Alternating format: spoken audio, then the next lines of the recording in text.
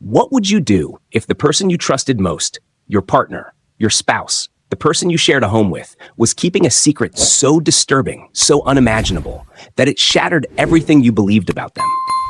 A marriage built on love, or so it seemed. A home meant to be a place of safety and trust. A husband, unaware that every moment of his life was unraveling beneath his very feet. The truth? More horrifying than anyone could have ever predicted.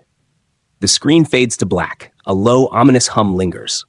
Then, the faint sound of wind rustling through trees. The scene cuts to a dimly lit suburban neighborhood at dusk. A single house stands in view, ordinary, quiet, just like any other. But behind those walls, something is very wrong. Inside, a man sits in front of his laptop, his face bathed in the cold glow of the screen. His name? Ethan Graves. A devoted husband, a man who thought he had it all.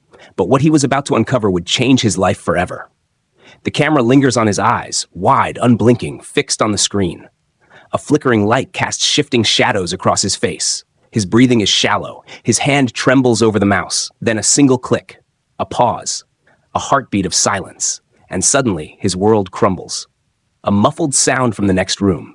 His wife's voice. Vanessa Graves. Loving, soft-spoken. The woman he had spent 10 years beside. The woman he had promised forever to. But now? That voice sounded different, deceptive, hollow. Ethan's mind races, his pulse pounds in his ears. Had he been wrong all along? Had the signs been there, hiding in plain sight? The nights she stayed up late, the locked doors, the sudden distance between them. Footsteps, slow, measured, moving through the house. Ethan stands, his body tense, his heart hammering against his ribs. He follows the sound, step by step, the floor creaking beneath him. A hallway bathed in darkness, a door slightly ajar. His wife's silhouette faintly visible beyond the gap. Another sound, this one different. A rustling, heavy breathing, and then something else. Something that shouldn't be there. Ethan pushes the door open, and what he sees, what he witnesses in that single, frozen moment, makes his blood turn to ice. His wife and the house dog. Everything stops. The air is thick. The room is suffocating. Ethan's voice catches in his throat, a choked whisper of disbelief. The walls feel like they're closing in. His mind screams for logic, for explanation. But there is none. Only silence, and the gut-wrenching horror of what he has just seen. The screen cuts to black. A single question lingers in the air. What happens when the unthinkable becomes real? The screen fades in from black. A slow, deliberate shot of a framed wedding photo on the mantel. Two people, smiling, locked in an embrace. The image lingers for a moment before the camera pulls back, revealing a dimly lit living room. The sound of a clock ticking echoes through the silence. Ethan Graves sits on the couch, staring into nothing. His fingers tap absently against the armrest, his jaw clenched. The weight of something unspoken sits heavy on his shoulders. He was never one to overthink, never one to question his own marriage. But now, something felt wrong. Something was wrong. Vanessa Graves, his wife of 10 years. Once vibrant, full of warmth, a woman who could make an entire room light up with a single smile. But lately, something about her had changed. The laughter had faded. The light in her eyes had dimmed. She had become distant, cold, almost detached. At first, Ethan brushed it off as stress. Everyone goes through rough patches, right? Work had been exhausting. Life gets in the way. But the way she looked at him now, it was different. It wasn't annoyance or frustration or even resentment. It was emptiness, like he wasn't even there. And then there was the dog, Thor, a large, imposing German shepherd with intelligent eyes and an almost unsettling loyalty to Vanessa. Ethan had always liked the dog, had always thought of him as part of the family. But lately, he couldn't shake the feeling that something was off. It started with the little things. The way Vanessa would linger when she petted him, fingers tracing over his fur in slow, deliberate motions. The way she whispered to him at night, words Ethan couldn't make out, words that felt intimate in a way that made his stomach turn. Then, she stopped sleeping in their bed. At first, it was just a night or two. She claimed she had fallen asleep watching TV. Then, it became more frequent. Ethan would wake up in the middle of the night to find her missing, only to discover her curled up on the floor of the living room, Thor pressed tightly against her body. The final straw came when he walked into the bathroom one evening. The door was slightly ajar, steam curling through the gap. He hadn't planned on looking, hadn't planned on invading her privacy. But then, he heard it. A soft, breathy giggle, a whisper. And there she was, kneeling.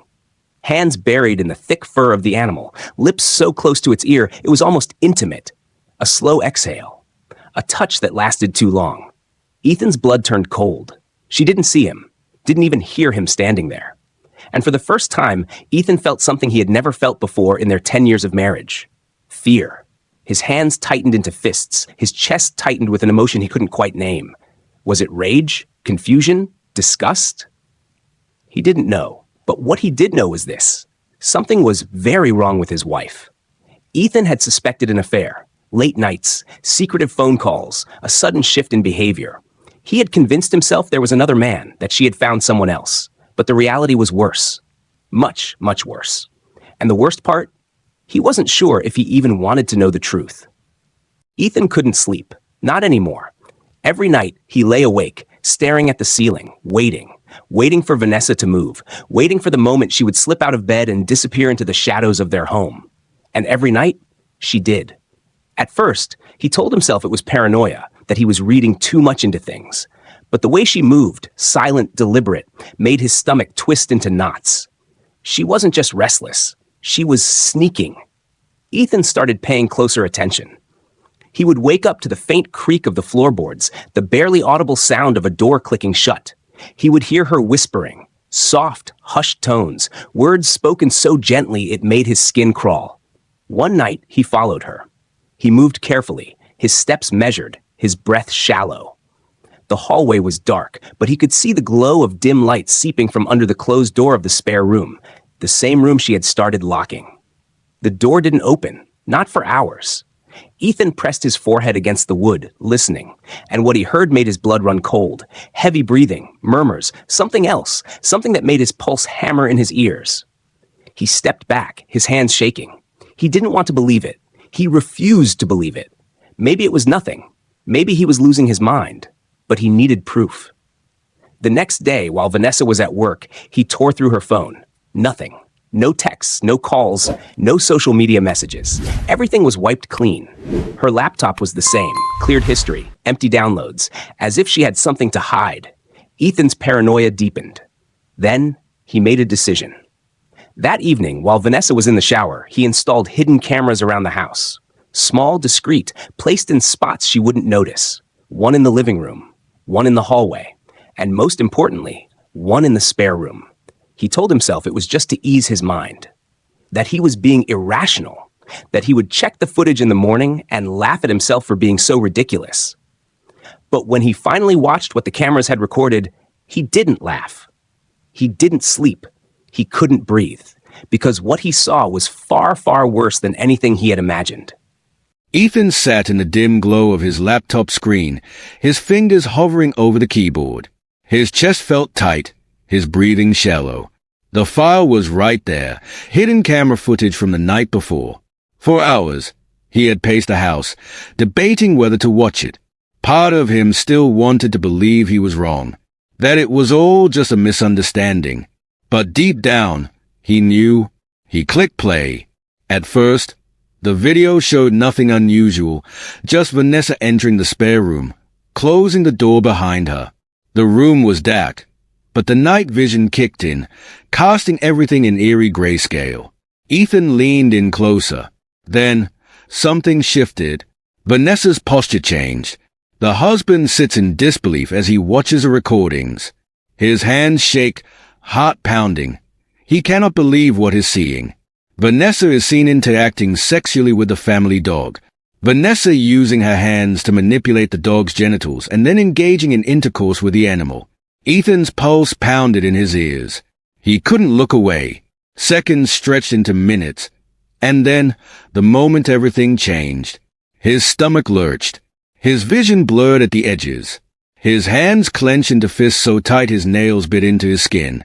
He slammed the laptop shut. A wave of nausea hit him. He stumbled away from the desk, gripping the edge of the chair to steady himself. His wife, the woman he had built a life with, the person he had loved, trusted, defended. And now, there was no coming back from this. Vanessa found him in the kitchen, sitting at the table with his head in his hands. "Ethan," She asked cautiously. He didn't look up. She stepped closer, placing a hand on his shoulder. He jerked away from her touch as if it burned. What the hell is this? His voice was low, dangerous. Vanessa froze. What are you talking about? Ethan lifted his head slowly. His eyes were bloodshot, his face pale. He knew, and she knew it, too. Her mouth opened, then closed. I don't. Don't lie to me. The silence stretched between them, thick and suffocating. Then, Vanessa cracked. Tears welled in her eyes, her breath hitching. It's not what you think, she whispered. I was just. Just what? Ethan snapped. His voice was sharp, cutting through the air like a blade. Tell me, Vanessa, what the hell have you been doing? She looked down, her hands trembling. You don't understand, she choked out. I was lonely. You were always distant, always working. I just needed. Ethan's chair scraped against the floor as he stood up. Needed what? His voice was raw, disbelieving. She stared at him. Her lips parted like she wanted to say something, justify herself, but there were no words that could erase what had happened. Ethan took a step back. His mind was spinning, his body numb. This wasn't just betrayal. This was something deeper, darker, and whatever this was, it was only the beginning. State of shock and disbelief, the husband contacts law enforcement, reporting his findings. His voice trembles as he explains the situation, unsure whether the reality of it all is truly sinking in. The authorities respond swiftly, arriving at the house with a sense of urgency that mirrors the gravity of the situation. The husband, trembling, allows them inside, his eyes scanning every corner of the house as if expecting the impossible to materialize before him. The police take control of the scene, securing the area and carefully seizing digital evidence from the husband's devices. Every phone call, every message, every online interaction is now under scrutiny. The digital trail the wife has left behind will become one of the most critical aspects of the investigation. The data retrieved could reveal disturbing patterns, premeditation, or other sinister behavior leading up to the shocking discovery. As they work methodically, the husband watches, numb, unable to fully process the gravity of the unfolding events. He knows that everything he thought he knew about his wife is now in question. The once ordinary woman he married has become a stranger in the blink of an eye. News of the wife's arrest quickly spreads, igniting waves of public backlash. Her face is plastered across news outlets, social media, and tabloids, her name now synonymous with horror and cruelty. The charges against her are severe: animal cruelty, which in many cases leads to lengthy prison sentences. In the court of public opinion, however, the punishment is swift and unyielding. Neighbors, who once exchanged pleasantries with her over the garden fence, are left in utter disbelief. The image they had of her, a loving wife, a friendly neighbor, is shattered. They can't fathom how the person they knew could be capable of such heinous acts. Family members, too, are grappling with the same disbelief. They gather in hushed conversations, asking themselves the impossible question: how could they have missed the signs? Were there moments when something didn't seem right, but they just brushed it off? The emotional toll on them is undeniable, as they try to reconcile the image of the woman they loved with the reality of her actions. Some may be inclined to defend her, arguing that she wasn't in her right mind, while others are too consumed by the horror to even speak. As the investigation progresses, experts are called in to examine the psychological makeup of the wife, offering a glimpse into the mind of someone capable of such cruelty. Psychologists and psychiatrists are brought in to evaluate her mental state, seeking answers to the questions that linger in the air. What would drive a person to commit such unspeakable acts? Could it be the result of deep-seated trauma, or perhaps a mental illness that had festered and grown undetected over the years? One expert suggests that her actions could be the result of severe psychological trauma, something that had haunted her for years, perhaps stemming from an abusive childhood or a series of traumatic events that she had never fully processed. Another argues that she may be suffering from a personality disorder, one that distorts her perception of reality and removes any empathy for the pain she inflicts. Regardless of the diagnosis, the question remains, could her actions be excused by her mental state? And if so, what does that mean for the justice system, for the victims, and for society at large? The more the experts delve into her past, the more complicated the story becomes. It is revealed that she may have exhibited signs of instability earlier in her life, but these were often dismissed or overlooked. Her actions, though shocking, may not have come from nowhere. The tragedy that unfolded was the culmination of years of unaddressed psychological issues, buried deep beneath the surface, waiting to emerge in the most horrific way possible. However, it is still unclear whether her trauma can truly explain the depths of the cruelty she inflicted. Could she be rehabilitated, or is she a danger to others? The psychological aftermath of her actions becomes as complex and troubling as the crime itself, leaving everyone involved, victims, family, and law enforcement, searching for answers that may never fully come.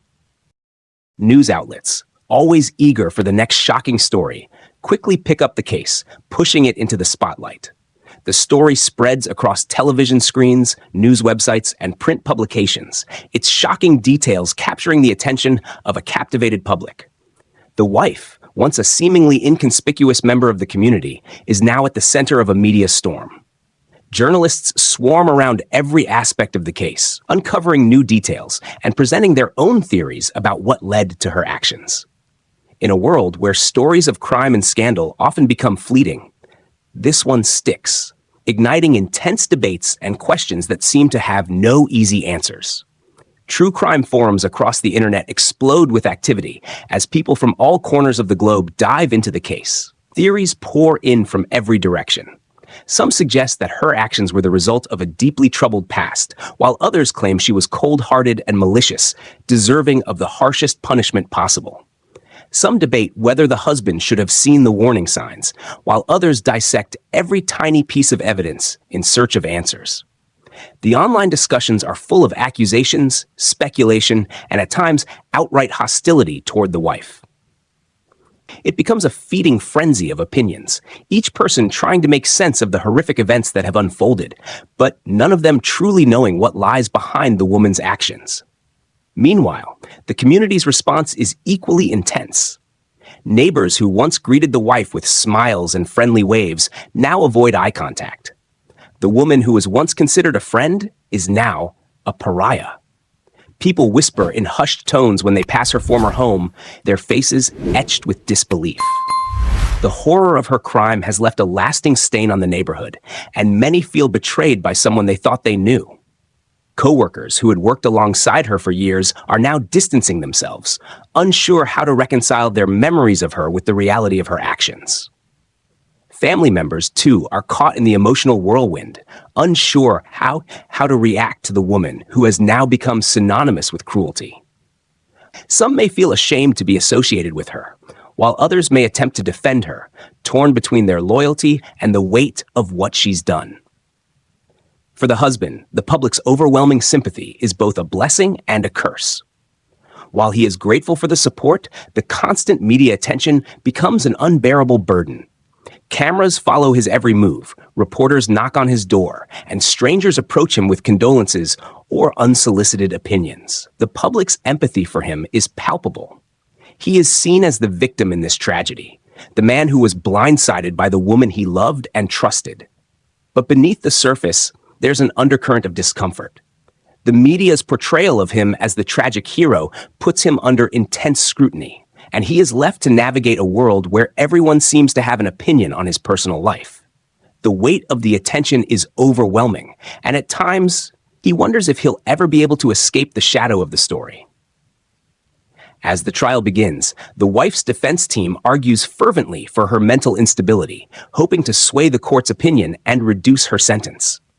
They paint a picture of a woman who was driven to madness by deep-rooted psychological issues, an argument that will be crucial in determining her fate.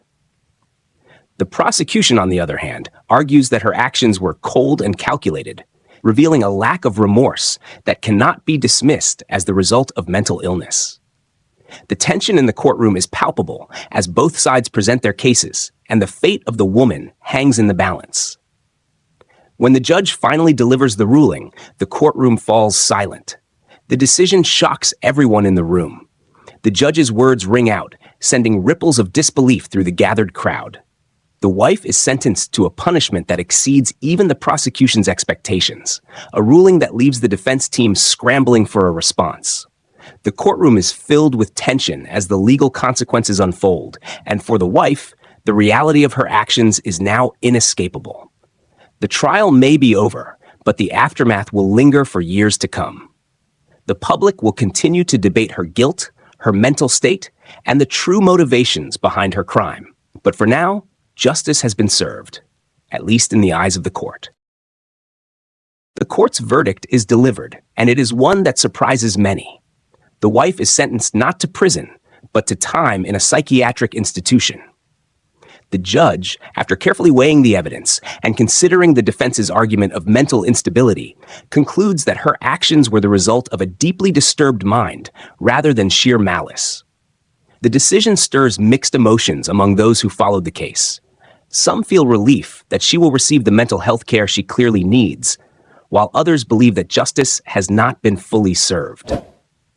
The courtroom remains silent as the ruling is made official, and the wife, now shackled and escorted from the stand, faces a future in a facility where her actions and the psychological factors that led to them will be examined further.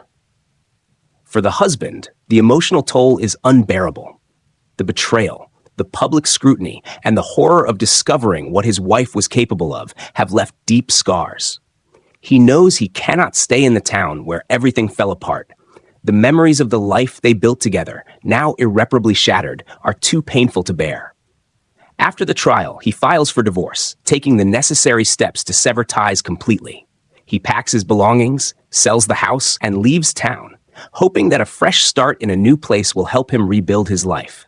But as he drives away, he is still haunted by the image of his wife, the woman he loved, capable of such unspeakable cruelty.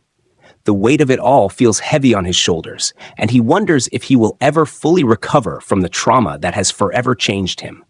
As he starts over, he struggles deeply with trust and emotional trauma. Every interaction with others is now tainted by the fear that betrayal could be lurking just around the corner. His relationships, both personal and professional, feel different, more distant, more fragile. The joy he once found in simple moments is now overshadowed by the anxiety and uncertainty that comes with his experiences. The emotional wounds are profound, and it becomes clear that recovery will not be a quick or easy process. Slowly, he begins the difficult journey of healing, seeking therapy to help him make sense of the trauma and to rebuild a sense of normalcy in his life. Through therapy, he comes to understand the full scope of the psychological scars that will take time to heal. But he also finds the strength to continue moving forward, one step at a time. The fate of the dog is also a critical aspect of the aftermath. Authorities, recognizing the extent of the cruelty the animal endured, swiftly remove it from the home. The dog, once a victim of neglect and abuse, is placed under the care of animal welfare organizations, where it will receive the medical attention and rehabilitation it needs to recover physically and emotionally. Over time, the dog begins to heal in a safe and nurturing environment, learning to trust again and finding comfort in the love of its new caretakers. Eventually, the dog is adopted into a loving home where it will know only kindness and safety from then on.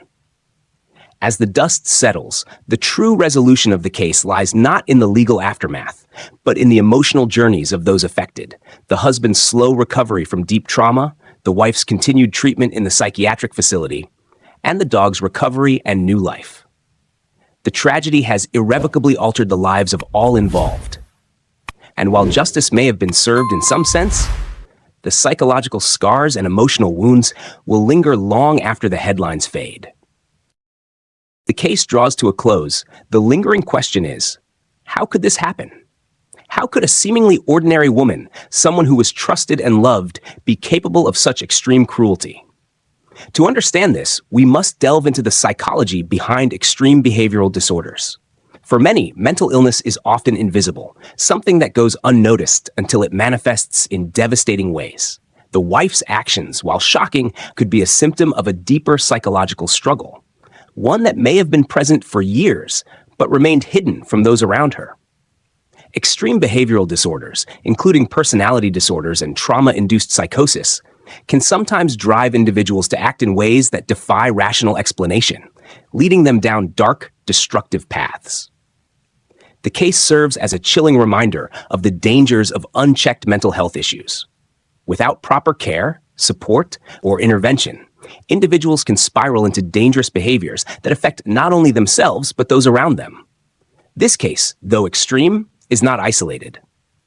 Many people struggle with mental health issues every day, but when those issues go unaddressed, the consequences can be catastrophic.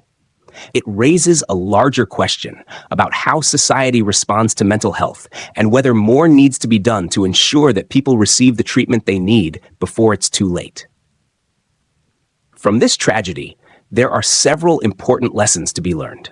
First, we must recognize the warning signs in relationships, whether they involve controlling behavior, erratic emotional shifts, or patterns of isolation and secrecy. Early intervention can often prevent worse outcomes, but recognizing these signs requires awareness, communication, and a willingness to face uncomfortable truths.